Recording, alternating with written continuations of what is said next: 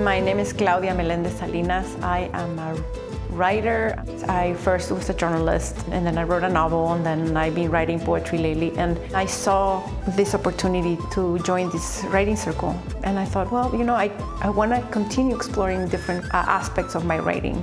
And that's why I joined. It's not just sit and write, there's movement.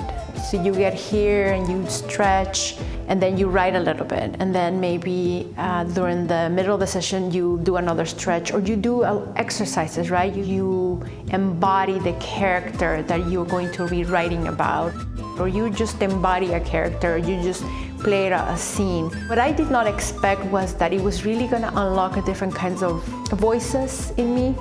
There's always this saying that you have energy stored in your body. And I feel like the exercises that we had with music, sometimes you have music and you have vocalization, but it's also allowing that energy to flow through your body. And that is very powerful. I think it really helps with writing. If you wanna continue with this process of bringing forth forces that are beyond you. And I think that's what Clarissa and Crystal are really good at doing. You are really channeling energy just in the group and from the earth. Mi nombre es Clarissa Salcedo, and I have been the co-facilitator for the community circles. I like to think of myself as a creator, not necessarily an artist, but I do play music. I'm a musician. So I'm a writer as well, and a visual artist, painting, drawing. These community circles have really opened up a space for people to create and to see themselves as creators. And so I think it's important to kind of foster that environment for them.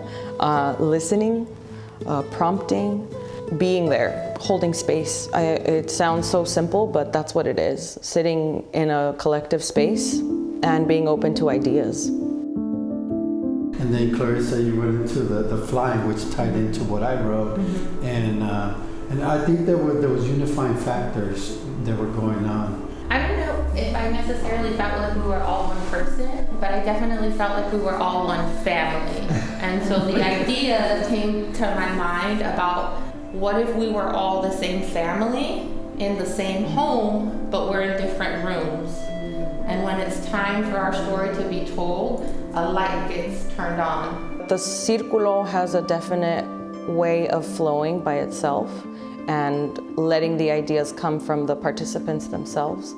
It's always a surprise, and it's a good way to create. Claudia mentioned that we had a little creature that maybe didn't have legs yet, maybe it didn't have a head, and I like that comparison because it does feel that way. It can make you a little nervous, but I think it's good to be challenged by the unexpected.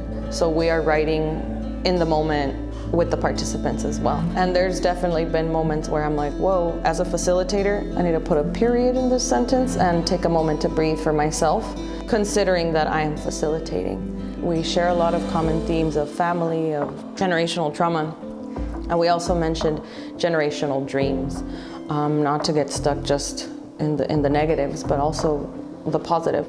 Cristal always mentions our imagination doesn't have to be just imagination, that it forms a part of our reality as well.